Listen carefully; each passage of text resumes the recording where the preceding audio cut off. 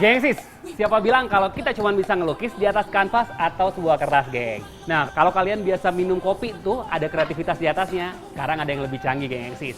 3D latte art, bener ya, Kang ya? Oke, so let's painting the 3D. WOW, wow! Ini dia, 3D latte art warna-warni dengan tampilan ciamik dan mengagumkan. Sebagai bahan dasar ada kopi espresso dan foam yang terbuat dari susu putih yang telah di steam. Hasilnya akan berbentuk busa putih seperti ini, geng. Alright, saatnya berkarya. Supaya tidak cair, foamnya harus segera dibentuk sesuai keinginan. Untuk mengukir foam di atas cangkir, akan dibantu sendok dan kuas ini. Sips!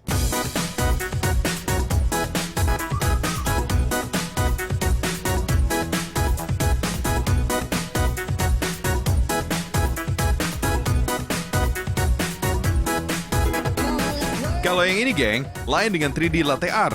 Sama indahnya sih, namanya latte art painting atau melukis kopi di atas permukaan datar. Sebagai lapisan paling bawah, ada kopi espresso yang telah dicampur dengan air. Saatnya berkarya, melukis indah dengan menggunakan kuas halus dengan warna-warni menarik. Hasilnya, wow, so beautiful! Gengsis, tak perlu khawatir, latte art ini dijamin aman kok. Karena bahan yang digunakan menggunakan sirup food color yang aman dikonsumsi. Oke, gengsis, finally it's done. Nih, hasil karya Akang Tantan dan juga Aldi, gengsis. Kalau bentuknya udah cakep gini, kayaknya sayangnya untuk makannya ya.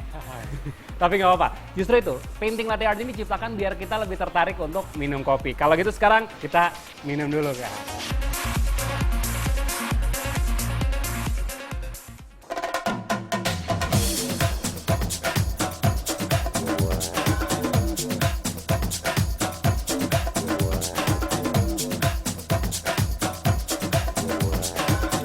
Gengsis, ciri-ciri buah kopi yang telah matang bisa dilihat dari warna kulitnya.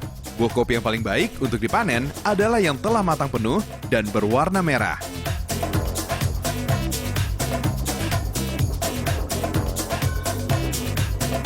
Proses pengelupasan kulit ini berfungsi untuk mempermudah proses roasting atau penggarangan. Nah, kopi-kopi yang sudah terkelupas ini siap dijual ke pabrik-pabrik besar yang ada di Indonesia. Ke pabrik kopi aroma salah satunya.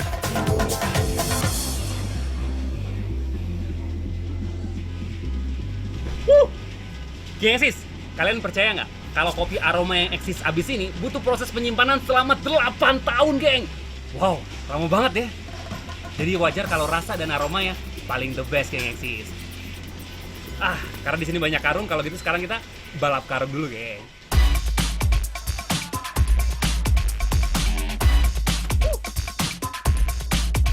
Gengsis, proses penyimpanan kopi ini diyakini semakin lama semakin baik.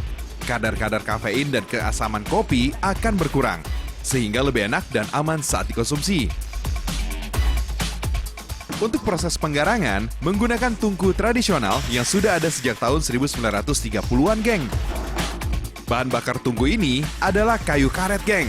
Konon, kayu ini membuat api tetap stabil, jadi aromanya tetap terjaga.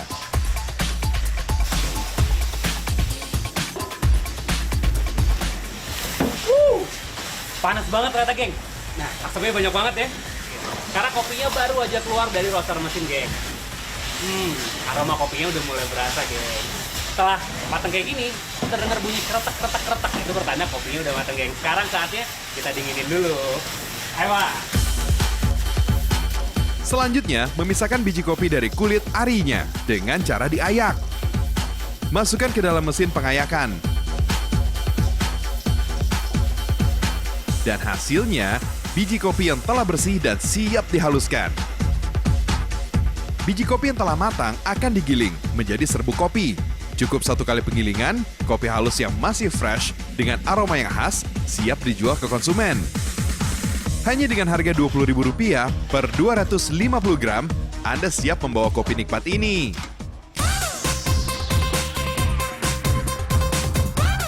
Gengsis, kopi aroma ini pada awalnya dirintis oleh Tan Ho Sian yang merupakan usaha keluarga dan kini diteruskan oleh generasi kedua. Sebagai pewaris tunggal, pria 65 tahun ini mampu menyelami ilmu kopi yang diwarisi sang ayah dengan tetap mempertahankan cita rasa yang tetap bertahan hingga sekarang.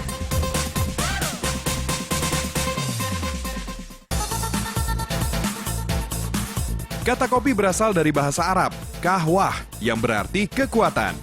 Awalnya, kopi digunakan sebagai asupan berenergi tinggi. Seiring waktu berjalan, sebutan kahwah berubah menjadi nama kahve yang berasal dari bahasa Turki, yang bertransformasi lagi menjadi kopi. Awalnya kopi ditemukan bangsa Ethiopia di benua Afrika sekitar 3.000 tahun lalu, atau 1000 sebelum Masehi. Nah, ada cerita menarik seputar sejarah kopi. Perjalanan kopi menjadi minuman yang paling digemari penduduk bumi awalnya sempat tidak mulus. Ada masa-masa di mana kopi menjadi produk yang hadirannya diharamkan. Ya, pada tahun 1511, konsumsi kopi dilarang oleh para imam konservatif dan ortodoks di majelis keagamaan di Mekah, Arab Saudi. Kopi yang dikenal dengan sebutan anggur Arab kala itu dinilai punya efek rangsangan yang hebat pada tubuh. Namun karena popularitas minuman ini, larangan akhirnya dicabut pada 1524 atas perintah Sultan Selim I dari Kesultanan Utsmaniyah Turki. Seiring waktu berjalan dan pergeseran zaman, lambat laun larangan kopi di Timur Tengah terkikis.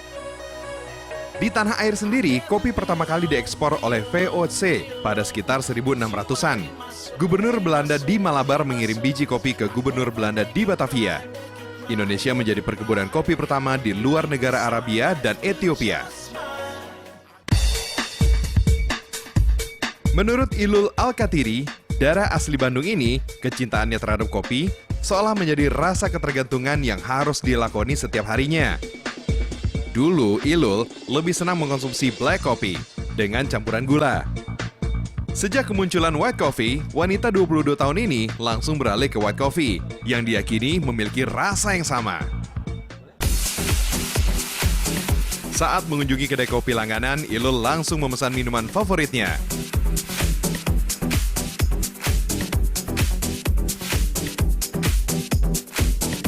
It's White Coffee Vermont. Gabungan flavor vanilla, krim cair, kopi espresso, white coffee yang telah dicampur gula pasir, dan susu cair.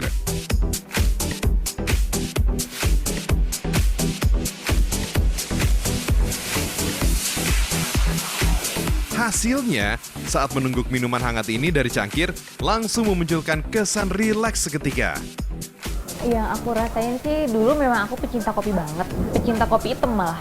Tapi semenjak ada white coffee, aku jadi beralih. Kayaknya itu lebih enak, lebih soft dan creamy-creamy gimana gitu. Secangkir kopi memang memberikan ketenangan penikmatnya. Tapi jangan mengkonsumsi kopi terlalu sering ya. Habit atau kebiasaan meminum kopi yang tidak wajar, ujung-ujungnya bisa berakibat fatal. Tak dipungkiri, kopi juga memiliki efek negatif. Di satu sisi, kafein bisa mencegah resiko kanker, namun di sisi lain, kandungan utama kopi ini bersifat stimulan yang mencandu. Kafein mempengaruhi sistem kardiovaskuler, seperti peningkatan detak jantung dan tekanan darah. Ini bisa muncul bila mengkonsumsi kopi secara berlebihan.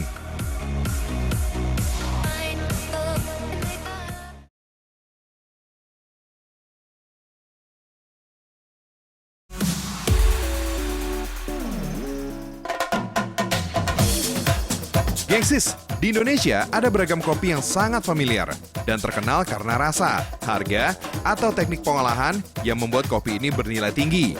Kopi apa aja ya, geng? It's Kopi Luwak. Jenis kopi yang sudah terkenal di seluruh dunia dengan predikat kopi termahal di dunia.